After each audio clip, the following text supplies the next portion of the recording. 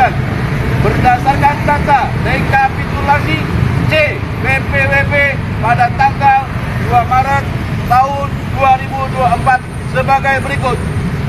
Paslon 1 Anies Rashid Baswedan Abdul Muhaimin Iskandar meraih suara 76.328, nilai persentase 51,43%. Paslon 2 Prabowo Subianto Gibran Rakabuming Raka meraih suara 50.259, nilai persentase 33,87%. Paslon 3 Ganjar Pranowo dan Mahfud Mahmudin dengan suara yang sah 21.820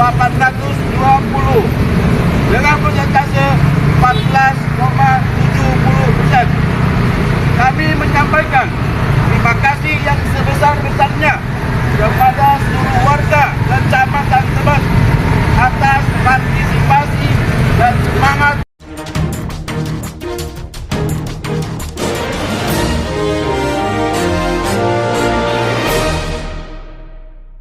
Selamat malam para netizen dimanapun kita berada, salam inspirasi bagi kita semua ya.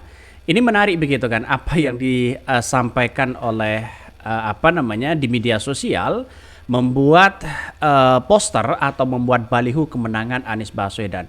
Ini yang seharusnya kita tiru menurut saya pribadi. Mengapa saya katakan seperti itu? Karena nampaknya di berbagai daerah kalau kita menggaungkan kebenaran, menggaungkan kemenangan Anies Baswedan, justru lawan-lawan Anies Baswedan ketar-ketir dan panik begitu kan. Ini perolehan suara Pilpres di Kecamatan Tebet ya Jakarta Selatan. Ya, Anies Baswedan 57,43%.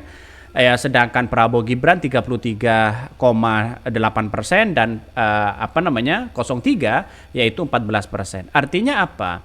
Artinya kalau kita simpulkan bahwa kalau di daerah-daerah seperti ini terus ya dikawal betul begitu kan, sehingga membuat baliho-baliho yang begitu besar dan menyatakan kemenangan dan bahkan bukan cawe-cawe di situ begitu kan ya, menunjukkan inilah sebagai pendukung Anies Baswedan.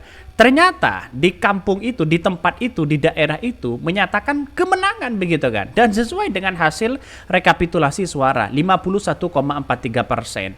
Ini yang kemudian menjadi cikal bakal di daerah-daerah yang lain membuat seperti itu, bahwa di daerah-daerah itu adalah pendukung Anies Baswedan, bukan cawe-cawe, bukan suaranya dibeli dan sebagainya. Ini sangat luar biasa begitu kan.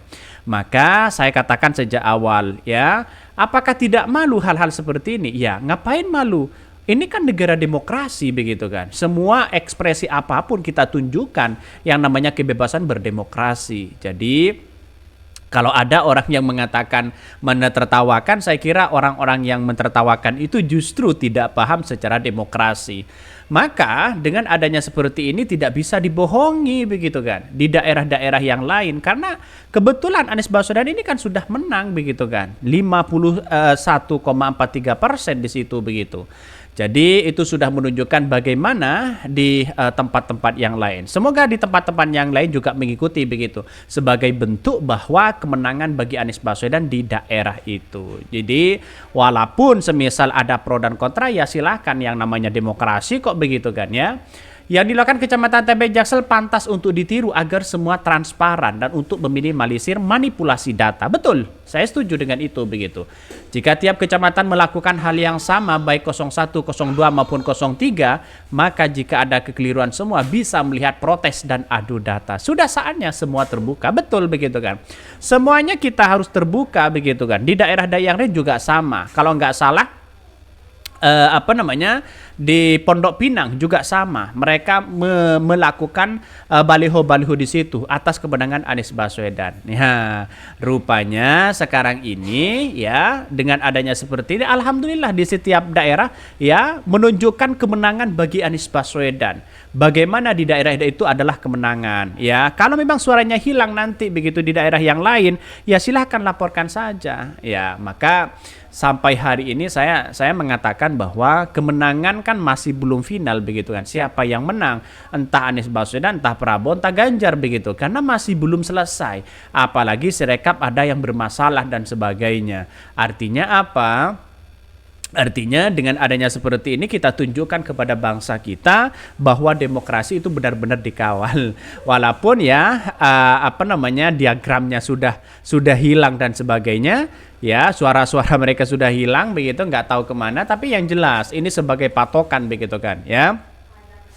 Bahkan satu sisi dari sini kita bisa belajar bahwa keluarga, tetangga, serta RT RW harus memelekkan politik dari remaja. Moga mampu bertahan sampai ke KPU tidak ada yang tercecer jalan. Mengingat perjalanan dari kecamatan ke KPU sangatlah panjang. Betul begitu kan. Artinya kan masih panjang nuansa-nuansa siapa yang menang begitu kan. Jangan lalu kemudian fokus kepada yang lain. Tapi kita lihat saja bagaimana kemenangan-kemenangan di daerah-daerah yang kemudian menjadi basis pendukung Anies Baswedan. Kita tunjukkan jelas di situ begitu. Sebagai bentuk apresiasi lah begitu kan. Jadi artinya apa? Artinya ini viral di media sosial begitu kan ya, bahwa warga Tebet deklarasi kemenangan Amin ya. Allahu Akbar, nomor 1 menang katanya begitu kan.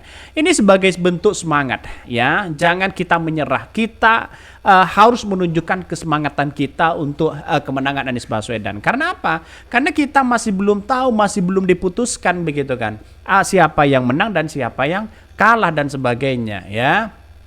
Nanti kan ada MK, ada KPU begitu yang masih belum jelas-jelas di depan mata, masih belum mengumumkan siapa yang menang begitu kan ya.